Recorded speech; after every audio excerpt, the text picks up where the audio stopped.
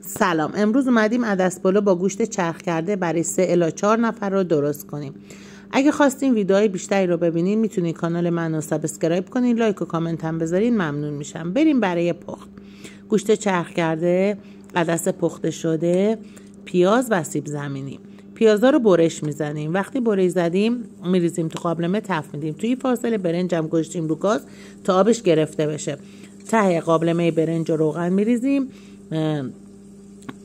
سیب زمینی هم میذاریم تو اون تا زمانی که بخواد یکم رنگش عوض شه.